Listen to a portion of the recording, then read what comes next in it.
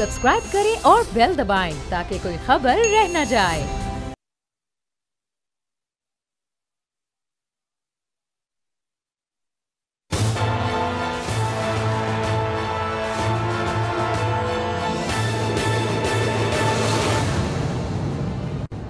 अस्सलाम वालेकुम। प्रोग्राम तज्जिया, मैं हूं अलीना इलियास और मेरे साथ मौजूद हैं समी इब्राहिम साहब, राना ताहिर साहब और बाबर डोगर साहब भी आज के इस प्रोग्राम में हमारे साथ मौजूद हैं।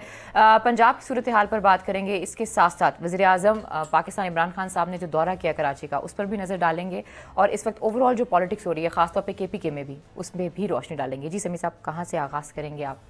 जी अलीना, बहुत शुक्रिया। सबसे पहले मुझे लगता है कि लाहौर से बात करनी चाहिए, क्योंकि कल वहाँ पर जब प्राइम मिनिस्टर गए थे तो ऐसा लग रहा था कि शायद सारा मामला सुलझ गया है, लेकिन आज जो पंजाब असम्बली में हुआ, जिसमें एक स्पीकर साहब ने कमेटी बनाई जिसको वो खुद हेड कर रहे हैं, उसमें राजा बशारत साहब को शामिल किया और एक नून लीग से मेंबर लेके IG पंजाब से ये कहा कि वो फौरी तौर पर आएँ और 1 घंटे के अंदर अंदर वजाहत दें कि उन्होंने डिप्टी स्पीकर के साथ क्यों ज़्यादती की जब प्राइम मिनिस्टर लाहौर के दौरे पर थे। बज़ाहिर ये कोई ऐसा वाक़या नहीं है जिस पर इतना बड़ा रिएक्शन होता है, लेकिन अगर हम एक बैकग्राउंड देखें, उसमें फिर असम्बली के अंदर सूबाई वज़रा ने भी क्रिटिसाइज़ किया IG पर, ब्यूरोक्रेसी पर, और नून लीग, काफ लीग, PTI सब इकट्ठे हो गए इस बात पे कि जी ये ब्यूरोक्रेसी चलाएगी सूबा या पॉलिटिशियन चलाएंगे। हालांकि जो पंजाब असम्बली है वो एक ऐवान है कानून साजी के लिए, सूबाई कानून साजी के लिए। एग्जेक्टिव के उनके पास कोई इख्तियारात नहीं है, लेकिन उन्होंने ये कहा कि जनाब ये फिर पॉलिटिशियन चलाएंगे या ब्यूरोक्रेसी, और ये डायरेक्ट कन्फ्रंटेशन है प्राइम मिनिस्टर साहब के उस विजन से जिसमें उन्होंने उस्मान बुज़दार साहब को 2 स्ट्रॉन्ग ब्यूरोक्रेट दिए। तो बाबर डोगर से पहले कर लेते हैं बात। बाबर, मुझे तो ऐसा लग रहा है कि जो वो पिछले एक दो महीने से जो कशमकश चली आ रही है, जिसको प्राइम मिनिस्टर ने मेजर रिटायर्ड आज़म सलमान साहब बतौर चीफ सेक्रेटरी और शुएब दस्तगीर बतौर IG लगा के, वो जो पॉलिटिकल एक बहुत मदाखलत थी ब्यूरोक्रेसी में, ट्रांसफर्स, पोस्टिंग्स में, उसका ख़ात्मा करने की कोशिश की। लेकिन ऐसा लग रहा है कि पॉलिटिशियन सब इकट्ठे हैं और जिस तेज़ी से आज कमेटी बनाई गई है और इसमें और फिर 1 घंटा IG को बुलाने के लिए दिया गया, तो ये सब आप मौजूद थे वहां पर, क्या आपको महसूस हुआ? क्या आप समझते हैं कि असल वाकया क्या हुआ? समी साहब, पंजाब असम्बली का जब आज सेशन स्टार्ट हुआ, अमूमन सेशन स्टार्ट होता है तिलावत कलाम पाक से, उसके बाद एक नाथवानी होती है, नाथवानी के बाद फिर एजेंडा असम्बली का सामने आता है, एजेंडे में क्वेश्चन आवर सेशन स्टार्ट होता है। लेकिन जो ही नाथवानी ख़त्म हुई तो उसके फौरी बाद डिप्टी स्पीकर पंजाब असम्बली जो हैं दोस्त मजारी साहब, वो खड़े हो गए। उन्होंने कहा जी कि मैं आउट ऑफ द रूल्स मैं एक मोशन मूव करना चाह रहा हूं कि जनाब मेरे साथ बड़ी ज़्यादती हुई है। कल जब प्राइम मिनिस्टर आए तो मैं उनसे मीटिंग करने जा रहा था अपनी गाड़ी में, तो पुलिस ने मुझे रोका, मुझसे पूछा कि मैं कहाँ जा रहा हूँ, और मेरी इंक्वायरी की, मेरी गाड़ी की तलाशी ली गई, जो कि मेरे साथ बड़ी ज़्यादती हुई है, मेरी प्रिविलेज जो है वो ब्रीच हुई है। उसके फौरी बाद जो स्पीकर थे उन्होंने चौधरी परेज लाई, उन्होंने फौरी तौर पर 3-4 वाक़यात बताए। उन्होंने एक वाक़या बताया जलालुद्दीन ढक्कू का कि वो काड़े से अटेंड करने आ रहे थे सेशन, किस तरह से रास्ते में उनको रोका गया और उस वक्त वज़ीर आला ने 48 घंटे के अंदर अंदर IG को चेंज करवा दिया, सुबह बदल करवा दिया। इसके बाद उन्होंने एक और वाक़या बताया कि किस तरह से हाजी मकसूद भट्ट MPA थे और उनको रोका गया और किस तरह से उस पर भी फौरी तौर पर एक्शन हुआ। कहने का मकसद ये है, उसके बाद फिर फूड मिनिस्टर खड़े हो गए, उन्होंने कहा गया कि स्पीकर साहब आपको इस पर एक्शन लेना चाहिए, ये जो ब्यूरोक्रेसी है ये बड़ी मुँह जोर हो रही है। लॉ मिनिस्टर राजा बशारत जो थे उन्होंने कहा कि स्पीकर साहब आप जो भी फैसला करेंगे हमें मंजूर होगा। यानी कि सेशन स्टार्ट होने से पहले ही ये लग रहा था कि आज पंजाब असम्बली में एक धमाका होगा। मैं आपको एक मज़ेदार चीज़ बताता हूँ कि मुझे नून लीग के एक MPA मिले, नून लीग के एक MPA मिले जो कि मिनिस्टर रह चुके हैं। उन्होंने मुझे आज असम्बली के सेशन स्टार्ट होने से 20-25 मिनट पहले मुझे कहा कि डोगर साहब आज आपको एक धमाका खेज खबर मिलनी है, आज सेशन कोई नहीं होना, आज आप देखिएगा बड़ी धमाका खेज खबर होनी है। तो वो स्टार्ट जो ही हुआ तो स्टार्ट में मूड से लग रहा था कि चौधरी पीरलाई का मूड आज ठीक नहीं है, तो उससे अंदाजा हो रहा था कि आज कोई धमाका होगा। तो मेरे ये जो सारी चीजें ये इस तरह से लग रहा है ये प्री प्लान था, ये पहले से एक सोची समझी स्कीम थी कि किस तरह से कल इमरान खान साहब आए, वो नाराज ग्रुप से मिले, उसमें आज उन्होंने फूड मिनिस्टर जो थे समीउद्दीन चौधरी समी उनको भी कल डांटा कि वो बोले थे, उनसे कहा कि तुम्हारे से तो एक बहरान, आटे का बहरान काबू नहीं पाया जाता, बातें तुम इतनी कर रहे हो, उसको भी उन्होंने शटअप कॉल दी थी कल की मीटिंग में। इसके बाद अगर आप देखें चौधरी पीरलाई तो उन्होंने कल ये भी कहा कि मुझे पता है कि ये जो सारी ब्यूरोक्रेसी वाला इशू चल रहा है, ये जो नाराज अरकान का इशू चल रहा है, इसके पीछे कौन है। तो इन सारी चीज़ों से लग रहा था कि आज इसका एक जवाब आएगा, जो प्राइम मिनिस्टर कल मीटिंग करके गए हैं उसका आज कोई जवाब आएगा। तो वो जवाब जो है वो इस तरह से आया कि सारी assembly, PMLN, people's party, PTI, ये सारे इकट्ठे हो गए कि जनाब ये जो सिस्टम चल रहा है, ये जो पुलिस ब्यूरोक्रेसी जो है वो बाख्तियार हुई है, ये हमें मंजूर नहीं है। इनको ये पंजाब असम्बली के सामने जवाब दें हैं। यहाँ तक कहा गया कि स्पीकर साहब आपको CM से भी पूछने की जरूरत नहीं है, आपके पास इतने इख्तियारात हैं, आप अपने इख्तियारात को यूज़ करें, आप बुलाएं इन सबको और इनसे पूछ प्रतीत करें। तो उसके बाद फिर ये था कि चौधरी पीरलाई ने कहा कि जनाब ये इजलास ख़त्म नहीं हुआ, इसको वक्ती तौर पर मुअत्तल किया जा रहा है, टिल द टाइम IG आते हैं। उन्होंने कहा जी एक कमेटी में बना रहा हूँ जिसका हेड मैं खुद हूँ, उसके नीचे राजा बिशारत होंगे और एक PMLN के मेंबर होंगे, और जो ही IG जब तक आएंगे वजाहत करेंगे, वजाहत अगर जो वजाहत है वो असम्बली के सामने रखी जाएगी, अगर असम्बली उस वजाहत को कबूल करती है ठीक है, नहीं तो फिर हम सोचेंगे कि हमने क्या करना है। उसके बाद असम्बली का इजलास जो है वो उसमें तातुल आ गया, तो पता चला कि IG इस्लामाबाद में है। तो फिर ये कहा गया कि हो सकता है कि एडिशनल IG आ जाए, लेकिन उसमें इख्तलाफ पाया जा रहा था कि एडिशनल IG जो है क्या उनको सुनना चाहिए या नहीं सुनना चाहिए, या IG ही साहब को कहा जाए कि इस्लामाबाद से आएँ और आकर अपना जो भी जस्टिफिकेशन है वो पेश। अच्छा बाबर यहाँ पर सवाल ये है कि ये जो भी सेंटिमेंट है इस वक्त, आपका क्या ख्याल है कि ये IG की एक्सप्लेनेशन से ख़त्म हो जाएगा? अगर तो इसके पीछे वो सारी नाराज़गी है जिसका आपने जिक्र किया उस बैकग्राउंड का, तो फिर तो नहीं लगता कि ये मामला ख़त्म होगा। अगर कहीं पे वक्ती तौर पे दब भी जाएगा तो किसी और सूरत में निकल आएगा, क्योंकि जो इस वक्त स्ट्रॉन्ग ब्यूरोक्रेट्स जो लगाए हैं इमरान खान साहब ने, और मेम्बरान से ये कहा है कि ट्रांसफ़र पोस्टिंग में कोई सियासी असर व रसूख इस्तेमाल नहीं हो सकता, कोई डेवलपमेंट फंड्स के पैसे मेम्बरान को नहीं दिए जा सकते, तो ये तो जो मेम्बरान है वो तो इस चीज़ को मानने के लिए ऐसा लग रहा है एका उन्होंने कर लिया है, वो तो तैयार नज़र नहीं आ रहे।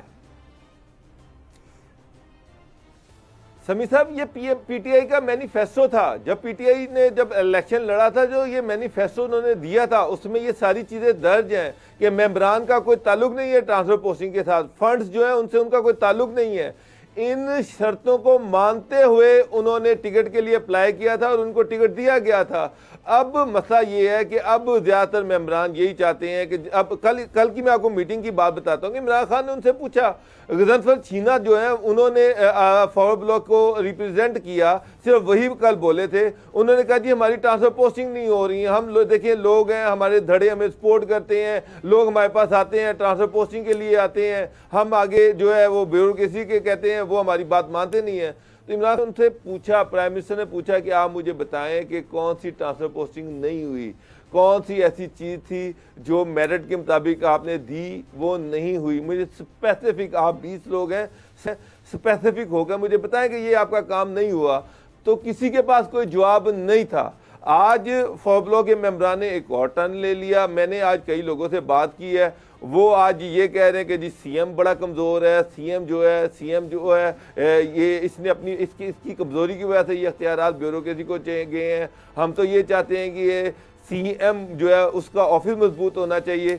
मुझे तो ये लग रहा है कि ये किसी और के हाथों में खेल रहे हैं, किसी और, इनकी कड़ियाँ कहीं और हैं। ये इतनी सीधी गेम नहीं है जिस तरह से लग रही है, क्योंकि जो फॉरवर्ड ब्लॉक है वो पहले ये कहते हैं कि जी हमें सीएम पर भी इत्मीनान है, पीएम पर भी इत्मीनान है। आज वो सीएम के भी खिलाफ हुए थे कि जी वो अपनी पावरों को यूज़ नहीं कर रहे, अपने इख्तियारात को यूज़ नहीं कर रहे, अपने इख्तियारात गवा बैठे हैं।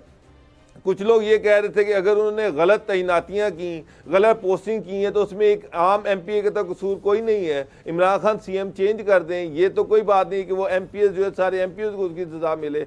मकसद ये था कि जनाब हमारी मर्जी के एक्शन हो, हमारी मर्जी के पटवारी हों, हमारी मर्जी के एसएचओज हों, डीएसपीज हों, और वो हमारे डेरे भी चलाएं, हमारे खर्चे भी चलाएं, और ये जो काम नहीं हो रहा इस पर असल नाराजगी है। अच्छा बाबर साहब, आपने एक बात की, आपने कहा किसी और के हाथों में खेल रहे हैं, वो किसके हाथ हैं जिनके हाथों में ये खेल रहे हैं, जरा उस पर भी रोशनी डालें।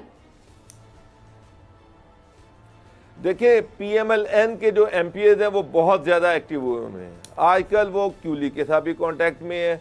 मैं आपको बता रहा हूं कि मुझे आज इलाज शुरू होने से पहले ही बता दिया गया था कि जनाब आज यहाँ पर बहुत बड़ा ड्रामा होने वाला है, और ये पीएमएलएन के लोगों ने बताया था, क्यूली के लोगों ने नहीं बताया।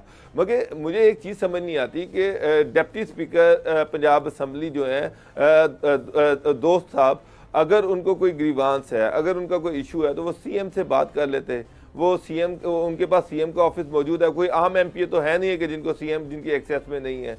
उनको क्या ज़रूरत पड़ी है कि वो असम्बली के सेशन में वो खड़े हों और वो इस तरह स्टार्ट होने से पहले और चौधरी पीरेलाई फौरी तौर पर जो सारी प्रोसीडिंग है उसको सस्पेंड करें और उनको सुने, और उसके बाद सारे मेंबर्स, मुझे लग रहा था जैसे सारे तैयार हैं, सब अपना इंतज़ार कर रहे हैं कि हमारी बारी आएगी तो हमने ये बोलना है, इसने ये बोलना है, ये बोलना है। राजा बिशारत जो थे वो, जिनकी ड्यूटी है कि वो गवर्नमेंट को डिफेंड करें, वो आईजी को डिफेंड करें, वो भी लग रहे थे कि वो भी उसी पेज पर है जिस पेज पर बाकी सारे हैं।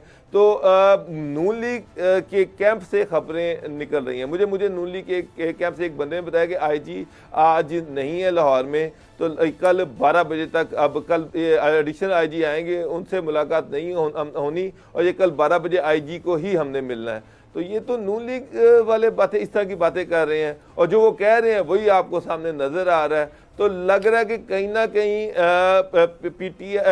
पीटीआई का फॉरवर्ड ब्लॉक कर लें, चाहे वो आप क्यू लीग कह लें या नून लीग, कहीं ना कहीं किसी न किसी जगह पर ये एक पेज पर हैं, कहीं ना कहीं इनका आपस में कोई ना कोई डायलॉग चल रहा है। ये जो मेरी असम्बली की असेसमेंट है, जो वाइब्स हैं, जो लोगों से बातें की हैं, उससे मुझे लग रहा है कि कहीं ना कहीं ये सारे लोग एक दूसरे के साथ मिले हुए हैं। राणा साहब, आप क्या कहेंगे इस सारी सूरत में? देखें समी साहब, बात यह है कि कल वज़ीर आज़म खान गए थे लाहौर, जैसे बाबर डोगर साहब भी बता रहे थे, उन्होंने ये मुख्तलिफ लोगों से मुलाकातें की जिनमें वो नाम नहाद नाराज़ ग्रुप भी शामिल था। और नाम नहाद नाराज़ ग्रुप जो हैं, उन्होंने चीफ़ सेक्रेटरी मेजर आज़म सुलेमान साहब के हवाले से भी प्राइम मिनिस्टर से शिकायत की, तो जिस पर प्राइम मिनिस्टर ने कहा कि आपको क्या तकलीफ़ है, उनसे बताओ मसला क्या आपका। तो जो वो कोई उसका आएँ बाएँ शाएँ कि जी वो काम नहीं करते, बात नहीं सुनते, ये काम क्या होते हैं आप मुझे बताएं समी साहब। नाम लिया जाता है जमहूरियत का, कौन सी जमहूरियत है? बरतानिया में अरकान पार्लियामेंट जाके ट्रांसफ़र पोस्टिंग करवाते हैं क्या? वो फ़ंड्स लिए फिरते हैं, जाके वज़ीर आज़म को कहते हैं हमारे इलाकों में आके तरक्याती फ़ंड्स फराहम करो। इसी तरीके से आप अमेरिका को देख लें, जर्मनी को देख लें, जो भी जिनको हम कहते हैं कि जी वहाँ जमहूरियत है, वहाँ शहरी आज़ादियाँ हैं, यहाँ पे जमहूरियत समी साहब आई ही कभी नहीं है। इन अरकान असम्बली ने जमहूरियत आने ही नहीं दी कभी। मैं दावे से कहता हूँ कि परवेज़ मुशर्रफ इनसे कहीं ज़्यादा जमहूरी आदमी थे जो ये नाम नहाद सियासतदान हैं, ये तो बर्दाश्त ही नहीं करते। अब आप मुझे बताएं आईजी का क्या कसूर है जो डिप्टी स्पीकर के साथ वाक़या पेश आया? क्या आईजी ने उनकी तलाशी ली थी? आईजी ने उनका कहा था कि भाई आप तलाशी दें? ये जो ड्यूटी पर मौजूद अहलकार हैं उनकी जिम्मेदारी है प्राइम मिनिस्टर पाकिस्तान की सिक्योरिटी, वो डिप्टी स्पीकर हो या कोई और हो, उनका फ़र्ज़ है कि उनको चेक करें। इसमें कौन सी तौहीन का पहलू निकल आया जी? अगर इस तरीके से अवाम रुल गए, उनका तो कोई पुरसाने हाल नहीं। जो बाबर डोगर जिस वज़ीर खुराक की बात कर रहे थे समीउल्लाह साहब की, उनको उस वक़्त तो कुछ नहीं ख्याल आया कि भाई मैं ये आटे के बहरान के हवाले से कोई काम करूं। वो भी कहते हैं जी इस पर इंक्वायरी होनी चाहिए। भाई आईजी का क्या कसूर है इस सारे मामले में? अगर कोई इनफरादी वाक़या किसी अहलकार से हुआ है तो आप मुतलका एसपी को बुला के उससे बात कर लें। लेकिन यहाँ पे क्या है मसला, ये कौन से अवाम के हकूक़ की बात है, ये कौन से आइन की पासदारी है।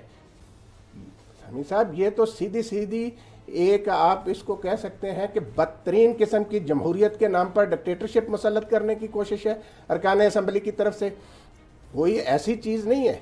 आप कहते हैं इख्तलाफ राय जमहूरियत का हुसन होता है।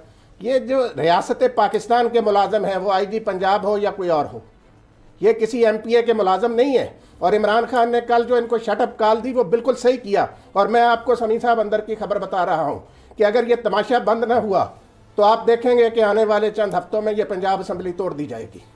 ये इमरान खान ने तहिया कर लिया है कि वो किसी किस्म की ब्लैकमेलिंग में नहीं आएंगे और ना इन अफसरों को ट्रांसफ़र करेंगे। तो ये होना भी नहीं चाहिए। अभी 4 दिन हुए हैं, आप उनको काम करने दें। सूबे में लॉ एंड ऑर्डर के मसाइल हैं, बाकी चीज़ें हैं, अफसर अपना काम कर रहे हैं। आपको जो अरकान असम्बली की जो शिकायत है वो अपने वज़ीर आला को बताएं, जाके वज़ीर आला उस बारे में हदायत जारी कर दें। नहीं, क्या इस वक्त बाबर डोगर साहब ऐसी सिचुएशन है जिसकी तरफ अभी राना साहब ने इशारा किया कि असम्बली जो है वो तोड़ी जा सकती है? कोई ऐसी सिचुएशन है? खबर दे रहे हैं राना साहब। देखिए, मुझे नहीं ये पता कि असम्बली तोड़ी जा सकती है या नहीं तोड़ी जा सकती। पीटीआई की गवर्नमेंट है, इमरान खान साहब जो हैं वो ये चाह रहे हैं कि चीज़ें मेरिट पर हों। चीज़ें जो है जो एमपीएस हैं उनके सारे जायज़ काम होने चाहिए। मैं एक दिन चीफ सेक्रेटरी के पास बैठा हुआ था, वहाँ पर खुशाब से मलिक असलम, उमर असलम में शायद मैंने वो आए, उन्होंने मेरे सामने को 5-6 तरक्याती स्कीमें थी उनकी, वो दी, वो फौरी तौर पर अप्रूवल हो गई उनकी। अभी मुझे कई मिनिस्टर ऐसे भी मिले हैं, वो उनके अपने एतराज़ हैं। वो ये कहते हैं कि जनाब जब सीएम थे उस्मान अबूदा के पास सारे इख्तियारात थे तो उन्होंने ट्रांसफर पोस्टिंग पर बैन लगाया हुआ था और उनकी अपने डिपार्टमेंट में, हर डिपार्टमेंट में उनकी मर्जी के अलावा कोई बंदा ट्रांसफर पोस्ट होता ही नहीं था। जिसको वो दिल करता था वो चेंज कर रहा था। इवन वो उन्होंने कहा कि मैंने ईमानदार बंदे लगाए और सीएम सेक्रेटरी ने वो सारे चेंज कर दिए। तो वो ये कह रहे थे कि ठीक है, मेरिट पर होना चाहिए। जो बंदा जिसका साफ है, दागदार नहीं है, जिसका पास, तो उसको लगाना चाहिए। और कई बेताशा मिनिस्टर ऐसे हैं जो समझते हैं कि जनाब बिल्कुल मेरिट पर काम होना चाहिए और वो इस सिस्टम के साथ खड़े हुए हैं। सीएम जो है, सीएम बिल्कुल चीफ एग्जेक्टिव है सूबे का, लेकिन उसका मकसद ये तो नहीं है कि वो हर महकमे में वो मुदाखलत करे, अपनी मर्जी के बंदे तैनात करवाए, जिसको दिल करे वो लगवा दे, जिसको दिल करे वो तुरवा दे। तो फिर चीफ सेक्रेटरी और जो आईजी ऑफिस हैं ये तो फिर डाकखाने हैं, सारे फैसले तो सीएम सेक्रेटरी ने करने हैं। तो बेहतर तरीका तो ये था कि आप इन ये जो ऑफिस हैं इनको इंडिपेंडेंस दें, इनसे रिजल्ट लें। इससे पहले आप बात ये थी कि सबसे ज़्यादा शोर ये मचाया जाता है पंजाब में गवर्नेंस नहीं है, एडमिनिस्ट्रेशन नहीं है। अगर उसको बेहतर करने की कोशिश की जा रही है तो ये एमपीएस और एमएनए दरमियान में आ गए हैं कि जनाब, और काफ लीग आ गई कि जनाब हमारी मर्जी के बंदे लगाए जाएँ, जिस बंदे को चाहे वो करप्ट है, नाअहल है, 2 नंबर है। अब आप देखें कि पंजाब असम्बली में चौधरी परवेज लाई जो है, उन्होंने सेक्रेटरी पंजाब असम्बली मोहम्मद खान भट्टी साहब जो ग्रेड 7 में भर्ती हुए हैं, वो आज ग्रेड 22 में है, ग्रेड 22 में है। मुझे एक बात बताएं, किस मेरिट के तहत मोहम्मद खान भट्टी साहब ग्रेड 22 में बैठे हुए हैं? कोई ना वो सीएसएस करके आए हैं, ना वो कोई पीसीएस करके आए हैं। पॉलिटिकल रिकमेंडेशन पे उसकी पोस्टिंग हुई और वो करते करते ग्रेड 22 तक पहुंच गया। अभी उनके 10 साल सर्विस में पड़े हुए हैं। क्या इस तरह का मेरिट चाह रहे हैं तो फिर लगा दें जिसको दिल करता है। जिसको ग्रेड 17 के बंदे को ग्रेड 19 पे लगा दें, ग्रेड 15 के बंदे को ग्रेड 22 पर लगा दें। तो इस तरह चलाते रहें, फिर सुबह किस तरह चलेगा ये तो अल्लाह ही मालिक है। बहरहाल अगर आप मेरिट और ट्रांसपेरेंसी चाहते हैं तो फिर चीज़ों को ट्रांसपेरेंट करके चलना पड़ेगा। ब्यूरोक्रेसी को काउंटेबल आप तभी करेंगे अगर आप उनको उनके काम में इंटरफेरेंस नहीं करेंगे और उनको इंडिपेंडेंस देंगे। अच्छा बाबर, विजन था उसी पे वो अमल दरामद कर रहे हैं। बाबर ये बताइए कि पीटीआई के अंदर भी कल हमें अलीम खान साहब नज़र नहीं आए उस इजलास में। बड़ा अहम वो रुकन है और इससे पहले सीएम शिप के भी वो उम्मीदवार थे जब उन्हें नैब ने गिरफ्तार किया। तो पीटीआई के अंदर की जो इस वक्त डिवीजन है या उनके अंदर की जो धड़ेबाजी है वो आपको क्या बता रही है? गवर्नर साहब किसके साथ हैं? देखिए समी साहब, गवर्नर साहब तो खुद नाराज़ हैं। वो ये कहते हैं कि ये मेरे काम भी नहीं होते। गवर्नर हाउस जो है वो एक पैरेलल एडमिनिस्ट्रेशन चला रहा है, वहाँ से अलहदा लेटर जारी होते रहते हैं कि फ़लाने बंदे को फ़लानी जगह पे लगा दें, फलाने बंदे को फलानी जगह पे लगा दें। और उन्होंने भी खुलकर ये कहा कि जी ये जो एडमिनिस्ट्रेटिव सेटअप है ये ठीक नहीं है, मैं इससे खुश नहीं हूँ। आप देखें किस तरह से सारे लोग एक पेज पर आते जा रहे हैं कि चाहे वो चौधरी प्रेरलाई हो, चाहे वो CM उस्मान बुज़दार हो, चाहे वो गवर्नर हो, कि जनाब हमारे काम नहीं हो रही। कोई ये नहीं बताता कि कौन सा काम नहीं हो रहा। मैं गवर्नर साहब ये बता दें कि गवर्नर साहब ने कौन सा ऐसा काम कहा, क्या गवर्नर साहब साफ आप पानी के प्रोजेक्ट के हेड हैं, क्या उसमें कोई रुकावट ब्यूरोक्रेसी डाल रही है? क्या वो मनसूबा ताखीर हो रही है, उसकी वजह ब्यूरोक्रेसी है? किस चीज़ में, किस अपॉइंटमेंट में वो ट्रांसपेरेंसी नहीं है? मैंने तो गवर्नर साहब से भी पूछा है, आप कोई 2-4 चीज़ें बताएं तो सही कि किस चीज़ में हम ये समझे कि जनाब आपका हुक्म नहीं माना जा रहा या आपके हुक्म के बरक्स ब्यूरोक्रेसी चल रही है। चीफ सेक्रेटरी ऑफिस में मैं चीफ सेक्रेटरी से मेरी कई दफ़ा बात हुई है, वो तो ओपनली कहते हैं, वो तो कहते हैं कि जनाब हमने तो काफ लीग से भी ये कहा है। उनके चौधरी मोनिस लाई मुझसे मिलने आए, उन्होंने तो मैंने CM उस्मान बुज़दार साहब को बताया कि वो मिलने आए हैं, उनको भी साथ बिठा लिया और मैंने तो उनसे कहा कि अगर आपका जो भी जायज़ काम है आप उस्मान बुज़दार साहब से कहें, वो मुझे कहें, मैं कर दूंगा, कोई ऐसा इशू ही नहीं है। मसला ये है कि समी साहब बात फिर वहीं पर आती है, ये चाहते हैं कि इनके मुंह से जो, चाहे वो नैबज़दा हो, चाहे वो करप्शन ज़दा हो, जो भी हो, जिसको ये चाहे वो बंदा लगे। माजी में बहुत सारे ऐसे लोग लगे हैं जिन पे बहुत सारी उंगलियां उठी कि जनाब ये तो नैबज़दगान है, ये तो करप्ट है, इनका पास ठीक नहीं है। वो बंदे जो थे वो सारे साइडलाइन हो गए। अब जो नया एडमिनिस्ट्रेटिव सेटअप आया उसमें एजेंसीज की रिपोर्ट थी, एजेंसी ने एक एक बंदे के बारे में अपनी रिपोर्ट दी कि ये जो बंदा पोस्ट हुआ है इसका ये बैकग्राउंड है, ये जो बंदा इसका ये बैकग्राउंड है, इसका नैब में ये रेफरेंस चल रहा है, इसने इतनी करप्शन किया है, इसने आउट ऑफ द वे ये चीज़ें की हैं। उन रिपोर्ट्स की बुनियाद पर सारी ट्रांसफर पोस्टिंग की गई हैं। एजेंसीज की 3 एजेंसीज की जो रिपोर्ट थी उनकी बुनियाद पर सारी ट्रांसफर पोस्टिंग की गई हैं। CM उसको चैलेंज कर दें, अच्छा कह दें कि जनाब ये जो बंदा इसके बारे में जो एलिगेशन लगाए गए ये बिल्कुल ये ठीक हो गई, वो भी नहीं कर रहे। ये बात आ गई। थोड़ा सा पॉलिटिकली जरा मूव करते हैं। आपने कहा कि नून लीग बड़ी एक्टिव है, जरा मैं आपके सामने एक इन्फॉर्मेशन रखता हूं जो हमें इतला मिली है, वो ये है कि नवाज शरीफ साहब ने जो अभी चुप का रोज़ा रखा हुआ है, ऐसा लग रहा है कि उसमें शायद कोई तब्दीली आने वाली है। वो खुद ना बोलें लेकिन कुछ ऐसे लोगों को वो आगे लाना चाहते हैं जो खफगी के बायस पीछे चले गए, लेकिन आज भी नवाज शरीफ साहब के साथ वो ज़्यादा बेहतर उनकी वर्किंग रिलेशनशिप है।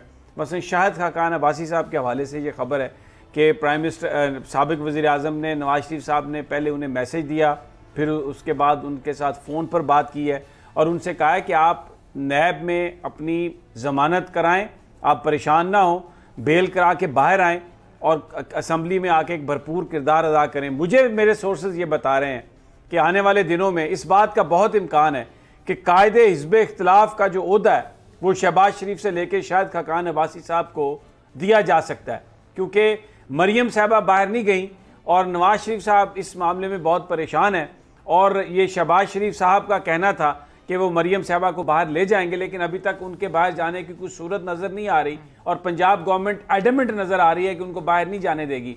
तो ऐसी आपके पास भी कोई खबर है कि आने वाले वक्तों में वो जो पुराना बयानिया था नून लीग नवाज शरीफ साहब के जो साथी हैं वो फिर उसी तरफ आगे बढ़ेंगे? बाबर डोगर साहब अब इसका जरूर जवाब दीजिएगा, लेकिन मैं यहाँ पर एक चीज़ जरूर कहना चाहूँगी कि मियाँ साहब से ना कोई नाराज़ है, लेकिन मियाँ साहब के साथ इस वक्त जितने भी उनके लोग हैं उनको पता है कि उस वक्त उनकी क्या अप्रोचिंग चाहिए। प्रोग्राम में वक्त एक छोटे से ब्रेक का, जब ब्रेक से वापस आते हैं तो बाबर डोगर से इस सवाल का जवाब लेते हैं। Stay with us.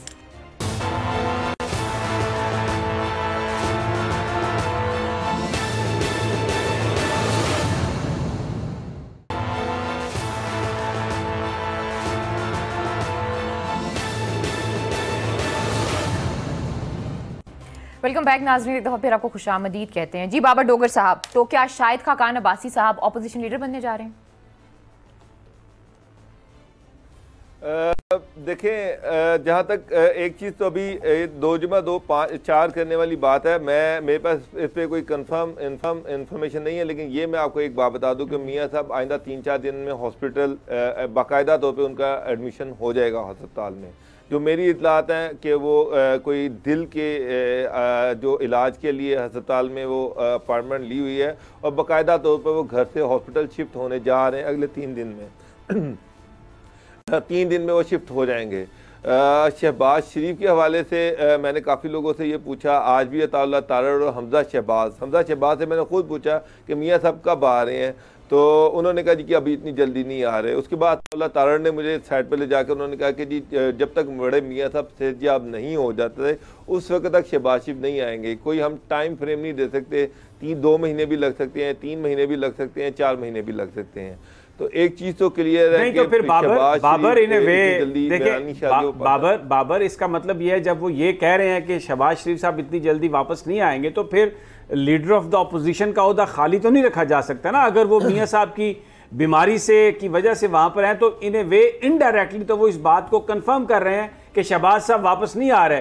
तो फिर नवाज साहब ने कहा है उनको कि आप जमानत कराएं, आपकी जमानत हो जाएगी और आप आएँ। और मुझे बहुत ही जो करीबी ज़राए हैं इनके शरीफ ख़ानदान के, उनका ये कहना है कि बिल्कुल शाहिद खाकान अब्बासी साहब ही नवाज शरीफ साहब की चॉइस होंगे कायदे हिज़्ब इख्तिलाफ़ के लिए। ख्वाजा आसिफ और वो जो दूसरे यहाँ पर लोग हैं उनको नवाज शरीफ साहब सेलेक्ट नहीं करेंगे। मरियम साहबा की बड़ी स्ट्रॉन्ग रिजर्वेशन है, मरियम साहबा ने सिर्फ शाहिद खाकान अब्बासी के नाम को ओके किया है।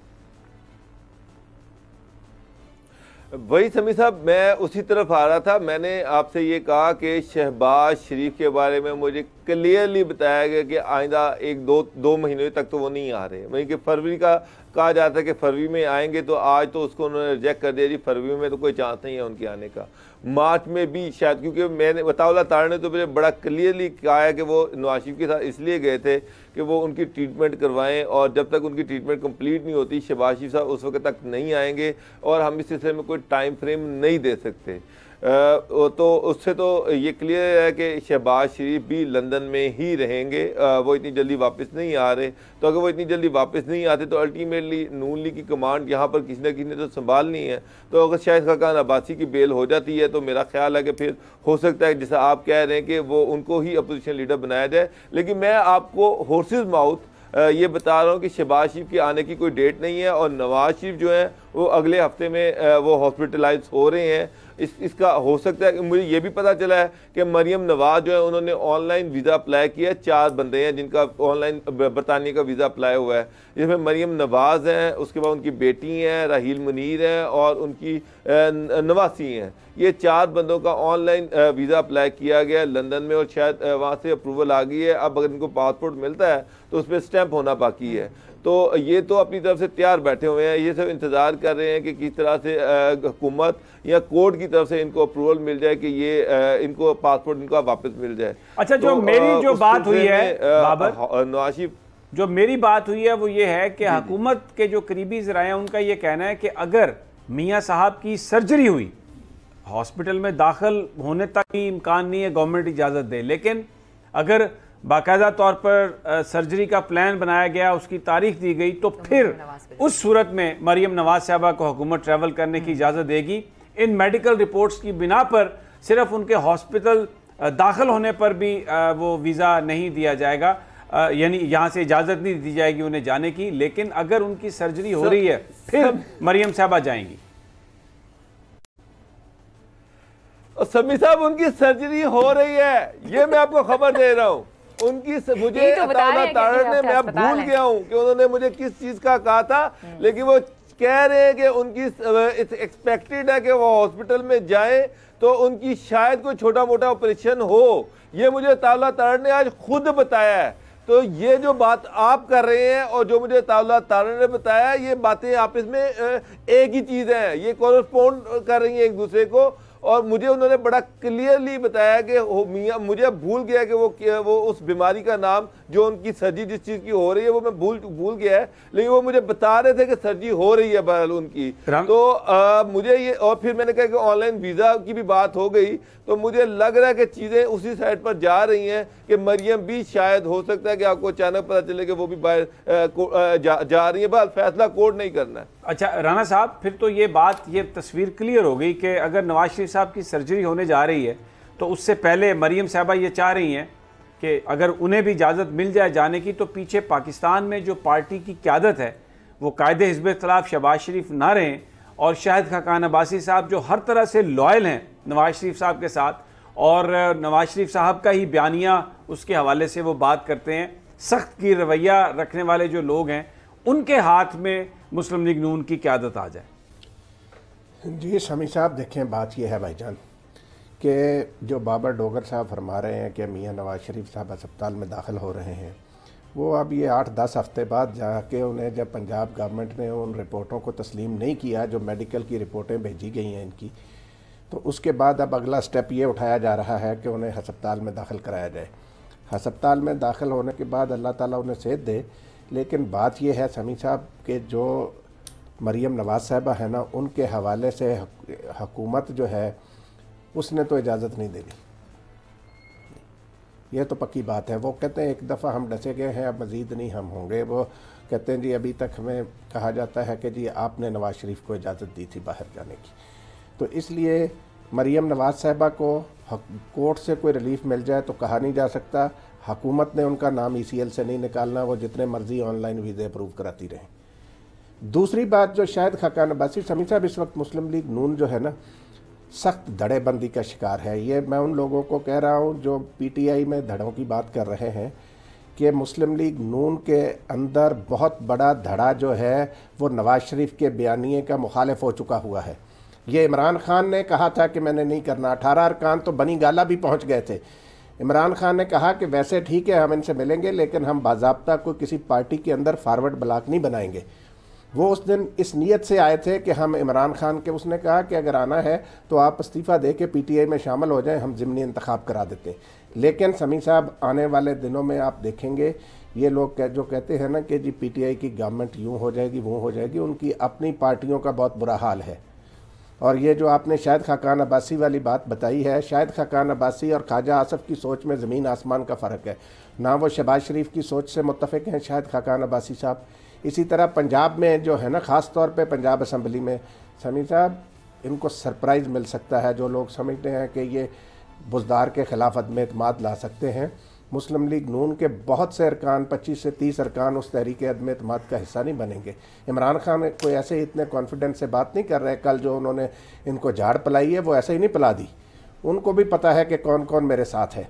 तो इसलिए ये पार्टियां जो हैं, अभी आप देखें कि आने वाले दिनों में मियां नवाज शरीफ साहब अस्पताल, उनका सिर्फ और सिर्फ एक मकसद है अस्पताल में दाखिले का। मरियम को बाहर बुलाया जाए, मरियम को बाहर बुलाना और अपनी ज़मानत में तोसी, जो इस्लामाबाद हाई कोर्ट ने पंजाब गवर्नमेंट के कोर्ट में बाल फेंक दिया हुआ है कि वो फैसला करे, तो वो उसको चाहते हैं। तो ये तरीका जो है इनका कामयाब होता मुझे तो नज़र नहीं आता। ठीक है जी, प्रोग्राम में वक्त तो एक छोटी सी ब्रेक का, पर से पहले मैं इतना कहना चाहूँगी, अगर नवाज शरीफ साहब जो है इस मुल्क से बाहर जा सकते हैं तो मरीम नवाज भी जा सकती हैं। वो जिस तरीके से भी जाएँ वो तो आगे आने वाला वक्त ही बताएगा, लेकिन प्रोग्राम में वक्त तो एक छोटी सी ब्रेक का। जब ब्रेक से वापस आते हैं मजीद भी बात करते हैं। Stay with us.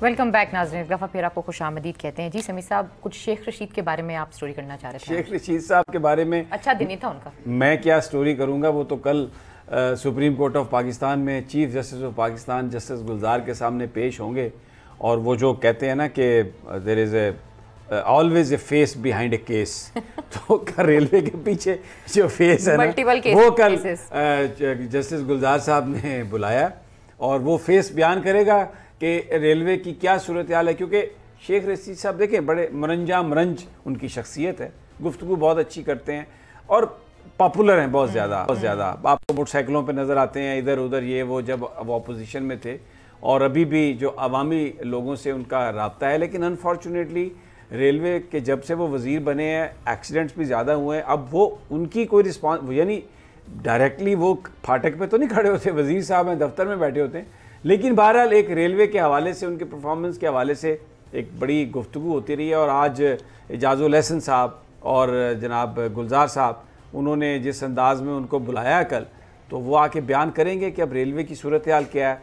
देखिए, अदालत उज़्मा के सामने आप सियासी बयान नहीं दे सकते, you have to come with the facts and figures. और वो पूछेंगे पहले कितनी इनकम थी, अब कितनी इनकम है, पहले कितने एक्सीडेंट थे, अब कितने एक्सीडेंट हैं, और वो अब जवाब देंगे शेख साहब। और अगर मुतमईन कर सके तो जान छूट जाएगी, वगरना फिर आपको पता है अदालत और ख़ास तौर पर जस्टिस गुलजार, जस्टिस एजाजुल एहसन और जो दूसरे बाकी जज साहबान हैं, इनके सामने सिर्फ एक चीज़ है, वो है मफाद आमा, पाकिस्तान का कानून, आइन। उसके मुताबिक राना साहब, अगर शेख साहब ने कल वो इधर उधर की कुछ करने की कोशिश की तो फिर तो वक्त भारी होगा।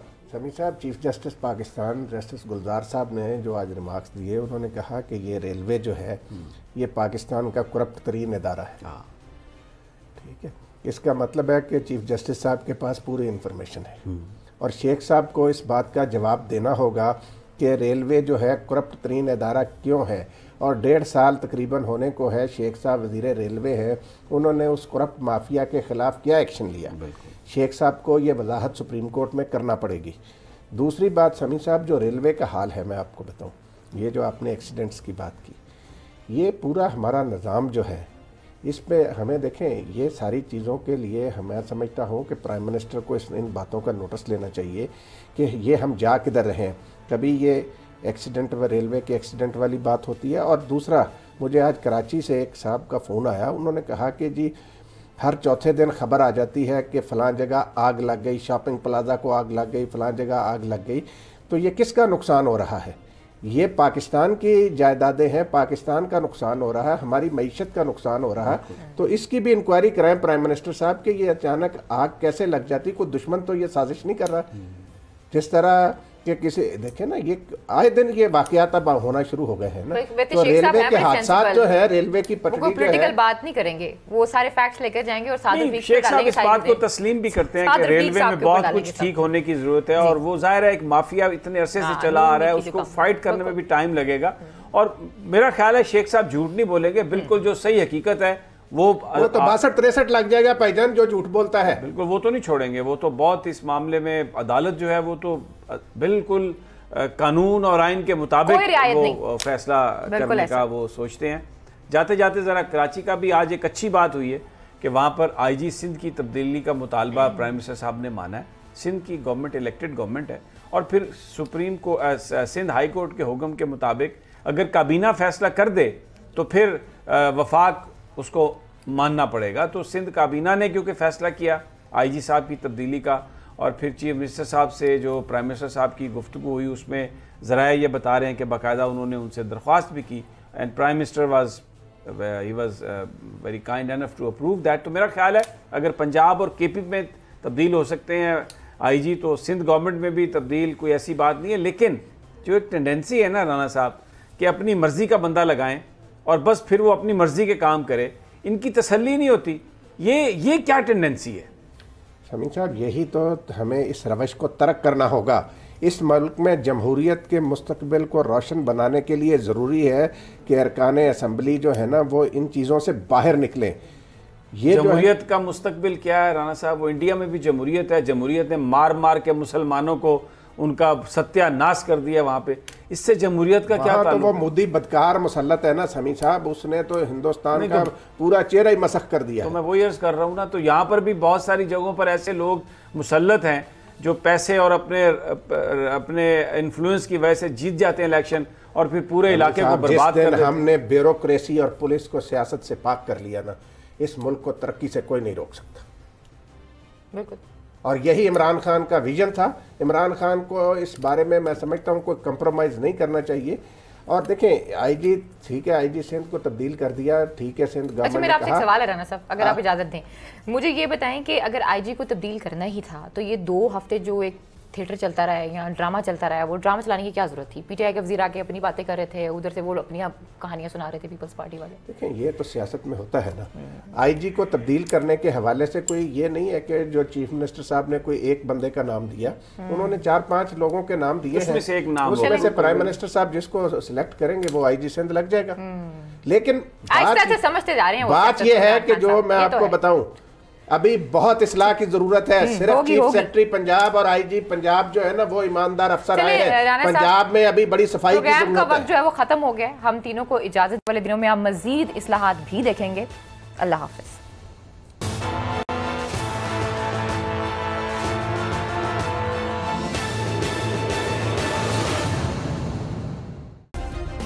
सब्सक्राइब करें और बेल दबाएं ताकि कोई खबर रह न जाए।